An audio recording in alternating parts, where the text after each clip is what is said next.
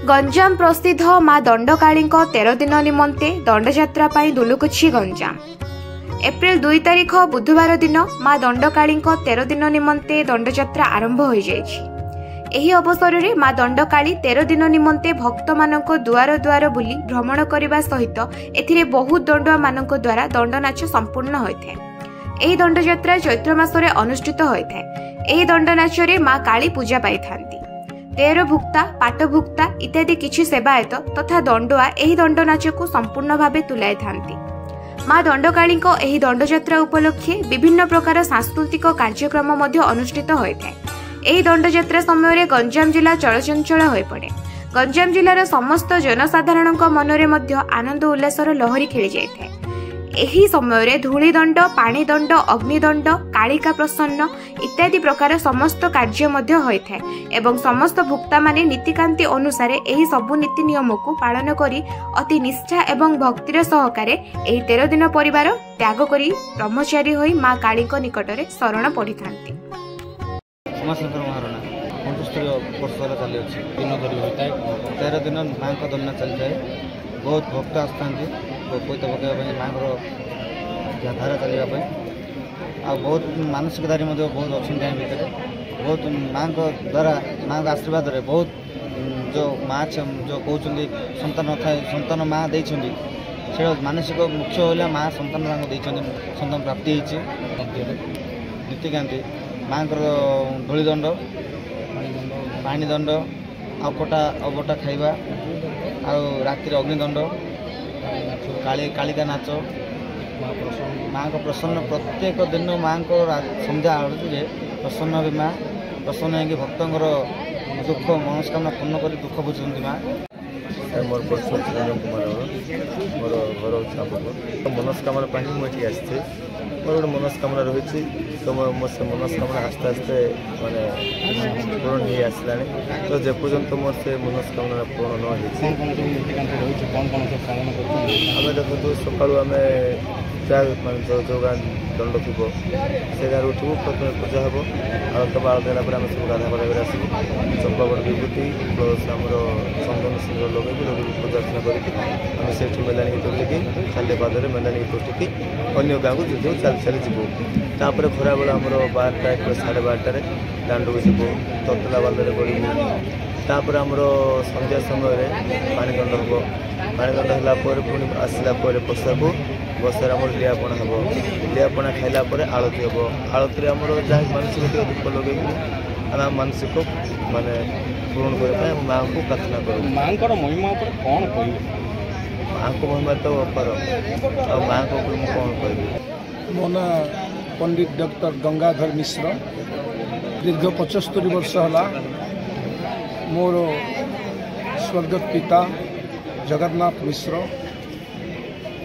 आ मोर मामू बनमाली रथ आंके 2 जन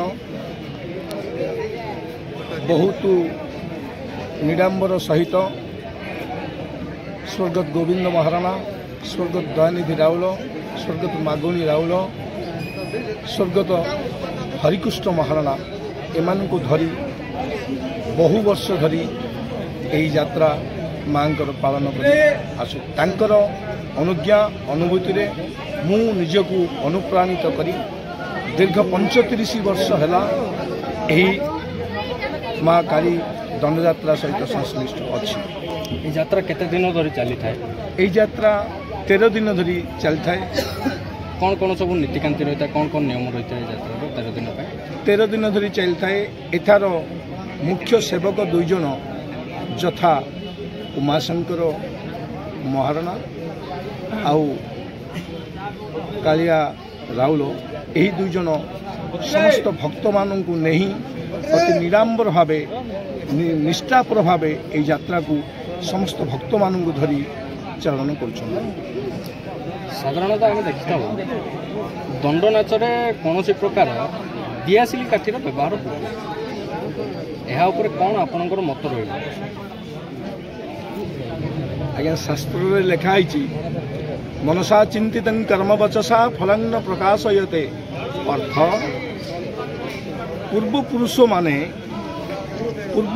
माने जो जो नीति करिकी आसचंती ତାଙ୍କୁ ଆମେ ଅନୁପ୍ରାଣିତ କରି ଆଜି ପର୍ଯ୍ୟନ୍ତ ସ୍ନେହ ଶ୍ରଦ୍ଧା ଭକ୍ତିଭାବ ରଖି ଏହି ବିନା ଦିଆସିଲି ଅର୍ଥ ସେ ମାଙ୍କର ନାଁ ହେଉଛି ଚମ୍ପାବଡ଼। ଚମ୍ପାବଡ଼କୁ ପ୍ରଥମେ ହୋମ ଅଗ୍ନିରେ ଲଗାଇ ଏହାକୁ ଆମର ମୁଖ୍ୟ ଦଣ୍ଡୁଆମାନଙ୍କ ସହିତ ରହି ଦେଇଥାଉ। ସେହି ଦ୍ୱାରା ହିଁ ଅଗ୍ନି ଆମର ପରିଚାଳିତ ହୁଏ।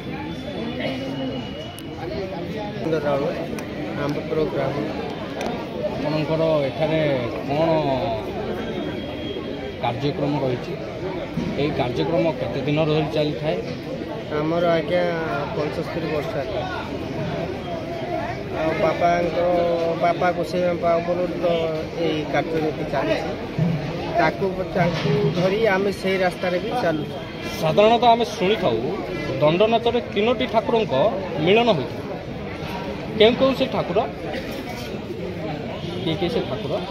3ଟି ଠାକୁର ପରେ ଗୋପନେଶ୍ୱର ଯିବେ, କାଳି ଯିବେ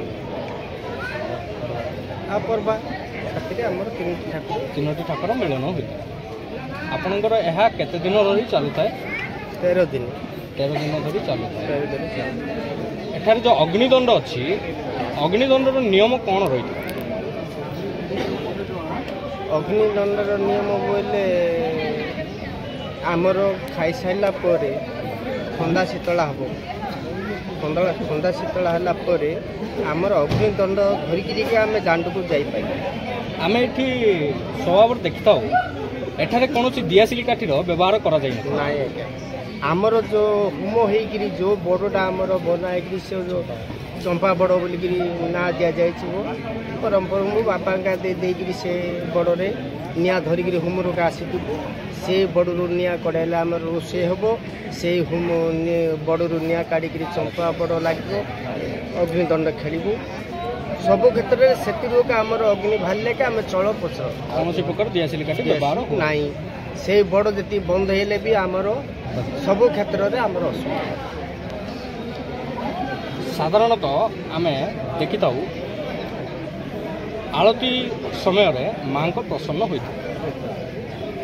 ସେହି ସମୟରେ ଯଦି କିଏ କୌଣସି ପ୍ରକାର ଭୁଲ ଭଟକା କରିଥାଏ, ସେ ଉପରେ କ'ଣ କହିଥାନ୍ତି ମା?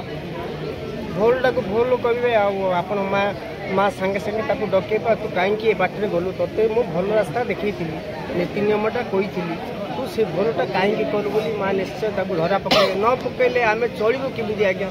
ଆପଣ 13 ଦିନ ନ ଖାଇ ନ ପିଇ ଖାଲି ପାଦରେ ଚାଲି ଖରାରେ ବୁଲିଥାନ୍ତି। ତତଲା ବାଲିରେ ଗଡ଼ିଥାନ୍ତି। ତତଲା ବାଲିରେ ଗଡ଼ିଥାନ୍ତି। ତାପରେ ପାଣି ଦଣ୍ଡକୁ ଯାଆନ୍ତି। କେମିତି ଲାଗେ ସେ ସମୟ? ସେଇଟା ଭଗବତୀଙ୍କର ଆଶୀର୍ବାଦରେ ଆମକୁ କିଛି ଜଣାପଡ଼ୁନି। ତାଙ୍କୁ ଆଶା କରିଗଲେ ଆମକୁ କିଛି ଜଣାପଡ଼ୁନି। ଘର ଚିନ୍ତା ବି ଆମକୁ ଜଣାପଡ଼ୁନି।